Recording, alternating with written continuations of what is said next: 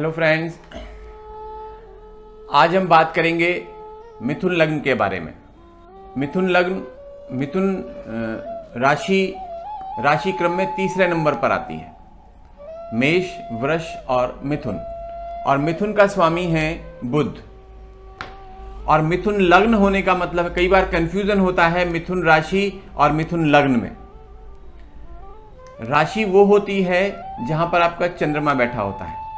अगर आपका चंद्रमा मिथुन राशि में बैठा है, जैसे ये 3 नंबर लिखा है मिथुन राशि, यहां अगर आपका चंद्रमा बैठा है तो आपकी मिथुन राशि हो जाएगी।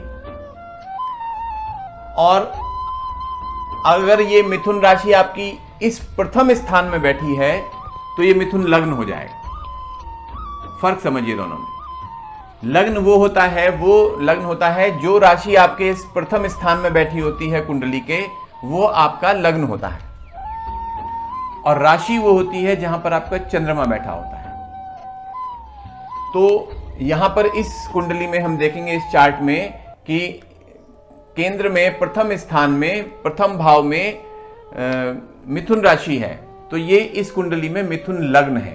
तो आज हम मिथुन लग्न के बात करेंगे, उनका मिथुन लग्न वालों का व्यक्तित्व कैसा होगा इसके बारे में।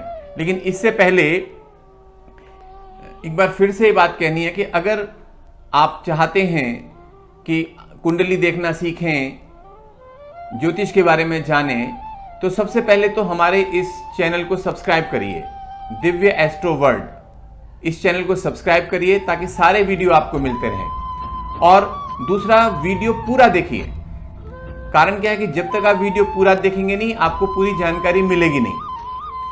1-2 मिनट देख के छोड़ देंगे तो अधूरी जानकारी मिलेगी और फिर आगे के वीडियो आपको समझ नहीं आएंगे। जब तक पूरा वीडियो नहीं देखेंगे, आगे आने वाले वीडियो में जो हम बताएंगे वो आपको समझ नहीं आएंगे। तो इसलिए सबसे पहले हमारे चैनल दिव्य एस्ट्रो वर्ल्ड को सब्सक्राइब करें और उसके बाद पूरे वीडियो देखें।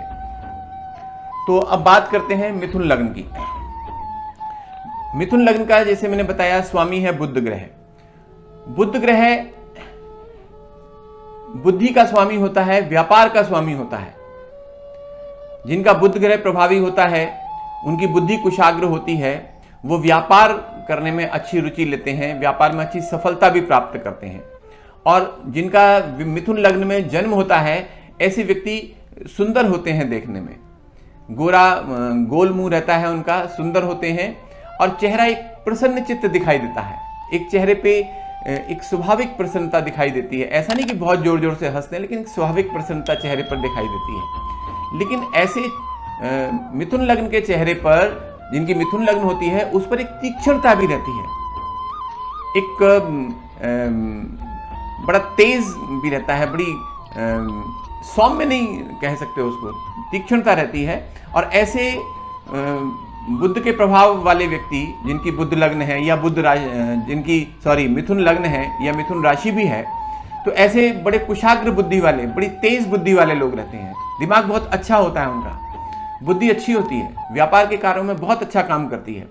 ऐसे लोग तरह तरह के व्यापार करते हैं और ऐसे लोग बोलने में भी अच्छे हैं, क्योंकि वाणी का स्वामी भी है बुध। वाणी का स्वामी है। अगर बुध कहीं शनि, वैसे तो शनि उसका मित्र है, लेकिन शनि से ग्रस्त हो जाए, राहु से ग्रस्त हो जाए, तो वाणी खराब कर देता है बुध। फिर व्यक्ति बड़ा खराब बोलने वाला होता है, कर्कश बोलने वाला होता है। तो वैसे जिनका अच्छा बुध हो तो फिर उत्तम वक्ता होता है ऐसा व्यक्ति, अच्छा बातचीत करने वाला होता है और बात की छानबीन करने वाला होता है, बात की तह तक जाने वाला होता है, बात के तत्व को समझने वाला होता है। जैसी कोई बात कहेगी, समझ जाएगा कि इसका मीनिंग क्या है, इनहेरेंट मीनिंग क्या है, अंदर का मीनिंग क्या है इसका। और यह डिपेंड करता है कि बुध आपकी कुंडली में कहां बैठा है, कैसा बैठा है। अगर बुध आपका अच्छी स्थिति में बैठा है तो ये सारे प्रभाव बड़े अच्छे दिखाई देते हैं। मिथुन राशि अगर 27, 27.5 से लेकर 30 डिग्री तक अगर यहां पर लग्न है तो पूरा प्रभाव देती है मिथुन लग्न का। और बुध अगर कुंडली में उच्च का बैठा है, अगर यानी यहां पर कन्या राशि का बुध बैठा है, कन्या में उच्च का होता है और यहां मीन राशि में बुध नीच का होता है। कन्या में 15 डिग्री पे उच्च का होता है और यहां पर 15 डिग्री में नीच का होता है। तो यहां पे अगर बैठा है, उच्च का बुध है, तो बहुत अच्छा प्रभाव देगा। यहां बैठकर वो सुख समृद्धि देगा, सारे ऐशो आराम देगा, भवन देगा, वाहन देगा, नौकर चाकर देगा, धन धान्य देगा। और यहां बैठकर वो दशम भाव को देखेगा तो नौकरी अच्छी देगा, व्यापार भी अच्छा कर देगा। तो ये यहां पर बैठकर बहुत अच्छा प्रभाव देगा अगर उच्च का बैठा है तो। और अगर स्वराशि में बैठा है, यहां पर बैठा है, ये भी स्वराशि है, यहां पर भी बैठा है तो भी बहुत अच्छा प्रभाव देगा।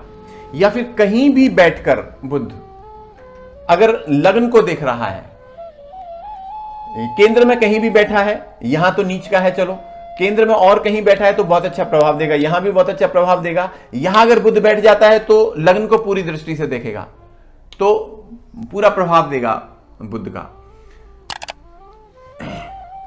ऐसे लोग, मैंने जैसे बताया, बहुत बुद्धि जिनकी अच्छी होती है, बहुत अच्छे वक्ता होते हैं और ऐसे लोग अच्छे चरित्र वाले भी रहते हैं और अपनी बुद्धि के बल पर उन्नति प्राप्त करते हैं। ऐसे लोग अपने बुद्धि पे, अपनी वाक्पटुता के बल पे, अपने टैलेंट के बल पे आगे बढ़ते हैं। और मिथुन लग्न हो गई, मिथुन राशि हो गई, बुध के से प्रभावित जितने लोग हैं उनकी कला में और विज्ञान में, गणित में भी बड़ी अच्छी रुचि होती है, विज्ञान में भी, मेडिकल फील्ड में बड़ी अच्छी, जो मेडिकल फील्ड में जाएंगे उनका बुध बहुत अच्छा होता है, जिनका बुध उच्च का है, स्वराशि है, और तो ऐसे लोग मेडिकल फील्ड में भी चले जाते हैं और गणित के फील्ड में भी बहुत अच्छी तरक्की करते हैं। लेकिन ऐसे व्यक्ति, बुध जिनका स्वामी होता है लग्न का या राशि का, बड़े असंयमी होते हैं, संयम बरतने वाले नहीं होते हैं और अधीर होते हैं, धैर्य की कमी होती है, बड़ी जल्दी टेम्पर भी लूज कर जाते हैं, कई बार बड़े डिस्टर्ब हो जाते हैं, बड़ी जल्दी पेशेंस खो देते हैं ऐसे लोग, और इस कारण कई बार वो अस्वस्थ भी हो जाते हैं। तो ये एक थोड़ा सा ड्रॉबैक भी है। और ऐसे लोगों में मानसिक शक्ति का थोड़ा सा अभाव रहता है। अगर किसी कन्या का मिथुन लग्न हो तो कठोर वाणी हो जाती है उसकी। मिथुन लग्न की कन्याएं, सभी नहीं लेकिन जनरली देखा जाता है, कठोर वाणी और ज़्यादा खर्च करने वाली होती हैं। वैसे तो मैंने तो देखा है बहुत सारी कुंडलियों में कि बड़ी कंजूस महिलाएं भी हैं मिथुन लग्न वाली, क्योंकि वो बाकी सारी चीज़ों पे डिपेंड करता है, उनके कौन कौन से ग्रह कहाँ बैठे हैं उन पे भी डिपेंड करता है। लेकिन इन जनरल जो मिथुन लग्न का प्रभाव है वो ये है कि मिथुन लग्न की कन्या होगी तो ज़्यादा व्यय करने वाली होगी। और मिथुन लग्न वाले लोग वायु और कफ विकार से पीड़ित होते हैं, उनको वायु दोष बहुत होता है और कफ दोष बहुत होता है, कफ बहुत बनता है। और ऐसे लोगों को लंग्स की और नर्वस सिस्टम की डिसीजेस बहुत रहती हैं, उनको फेफड़ों से संबंधित, सांस से संबंधित बीमारी रहेंगी और नर्वस सिस्टम से, दिमाग से संबंधित बीमारी हो सकती है।